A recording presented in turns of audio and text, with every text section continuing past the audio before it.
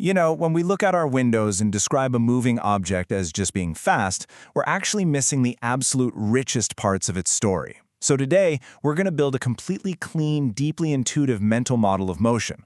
We're going to take three ideas that get constantly mixed up: speed, velocity, and acceleration, and we'll see exactly how they stack together to describe the incredible moving world around us. Picture yourself for a second watching a motorized rickshaw weaving through an incredibly busy street in Hyderabad. If someone points to it and says, "Wow, it's going fast," well, that definitely tells you something real, right? But is it the whole story? Not even close. Are we talking about how much actual ground it's covering on the road? Are we talking about which specific direction it's weaving toward? Or maybe we're talking about how quickly the driver is slamming on the brakes or hitting the gas.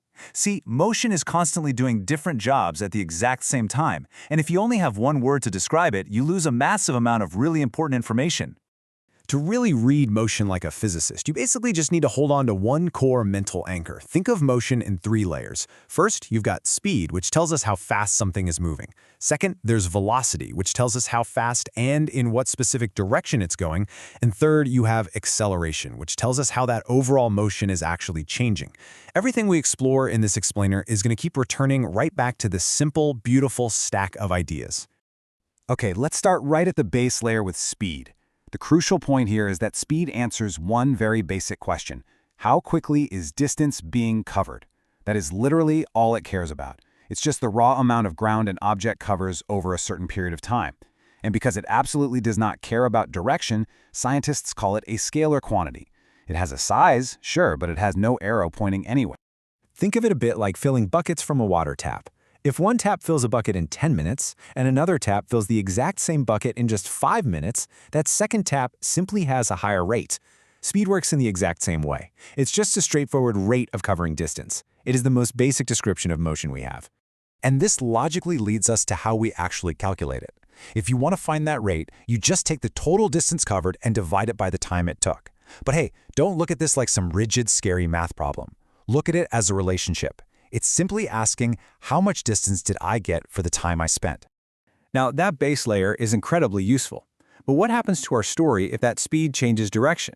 I mean, what if we know exactly how fast something is moving, but we have absolutely no idea where its destination is? In the real world, whether you're navigating a boat across a river or tracking a massive storm, just knowing how fast is definitely not enough. And this is exactly where we move one layer deeper. Velocity adds the critical layer of direction to speed. It turns a simple amount into a complete, full-picture description of motion. Because it includes a specific direction, scientists call velocity a vector. You can actually picture a vector in your mind as an arrow. The length of the arrow is your speed, and the way the arrow is pointing is your direction. Now, adding this concept completely changes our understanding of identical objects. Imagine a car driving 60 kilometers per hour east and another car driving 60 kilometers per hour west. They have the exact same speed. The speedometer in both cars looks perfectly identical. But they have totally different velocities, simply because their arrows are pointing in completely opposite directions. Let's anchor this with a couple of visual analogies. Picture two people walking at the exact same brisk pace, but one walks north and one walks south. Their speeds match perfectly, but their velocities absolutely do not. Or think of a ceiling fan. Knowing a fan is spinning at a high rate tells you its speed, but knowing which way it's actually pushing the air down toward you to keep you cool or up toward the ceiling to do absolutely nothing useful, well, that's its velocity. Direction isn't just some minor decoration, it's a core, essential part of the motion itself. So, when we look at the relationship for velocity, it looks a whole lot like speed, but with one really key difference. Instead of distance, we use displacement divided by time. Don't let that technical word throw you off. Displacement just means the distance combined with a specific direction. It's simply asking how fast and toward where. All right, so we have our speed and we have our velocity. But let's be real, the world is messy. Objects rarely just move at perfectly steady, unchanging paces in perfectly straight lines.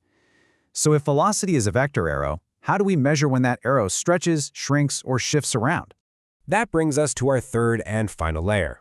Acceleration. Acceleration is simply the rate of change of velocity over time.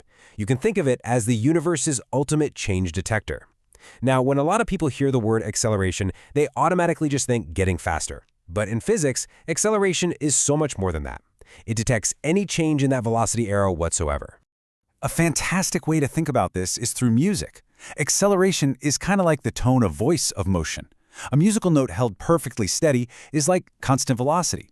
But when the pitch rises or falls or shifts into a completely different melody, something is actively changing over time. Acceleration is that change signal.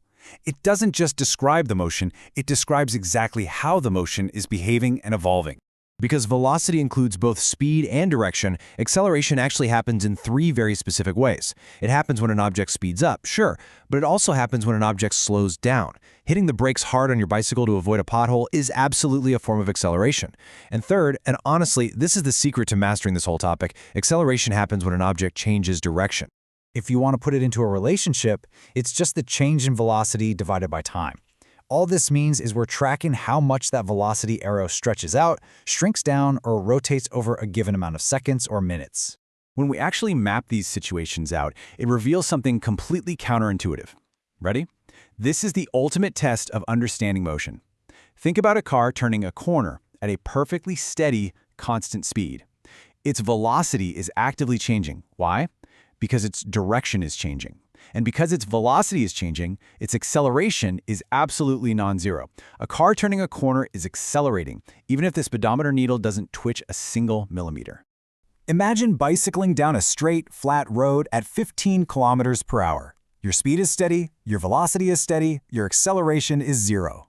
Now, imagine bicycling around a circular roundabout at that exact same 15 kilometers per hour.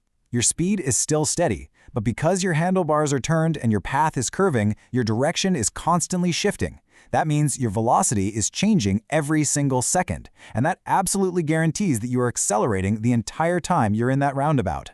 Let's bring all three of these concepts together right back where we started, in the real world. Think of that delivery rider in Hyderabad. If we say they're moving at 30 kilometers per hour, that's their speed. If we say they're heading south toward the correct neighborhood to make their delivery, now we know their velocity. And if they suddenly brake hard to avoid a stray dog or a crossing vehicle, that dramatic change in motion is their acceleration. Each layer gives us a uniquely vital piece of the survival puzzle on a busy street. So you see, motion really is a layered vector story. It's not just three confusing definitions you have to memorize for a test. It's just two incredibly logical questions running side by side. First, how big is the motion right now, and where is it pointing? Well, that's your velocity. And second, how is that motion changing over time? That's your acceleration. It's a beautifully stacked system. And with this system, you can now read motion in the wild everywhere you go. A person walking straight ahead at a steady pace, constant speed, constant velocity, zero acceleration. And remember, zero acceleration doesn't mean they're standing still, it just means their motion isn't changing. A train pulling out of a station, its speed and velocity are actively growing, so it is accelerating. A satellite high up in space orbiting the Earth, its speed is perfectly constant, but because its path is a giant circle, its direction is always shifting, meaning it is endlessly accelerating. And this brilliantly highlights our biggest takeaway today. Direction is the bridge between the simple and the complete. Direction is not just some minor footnote, it's the essential hinge on which this entire system of physics turns. It's what changes speed into velocity. And it's the hidden trigger that causes acceleration even when we don't feel like we're going any faster.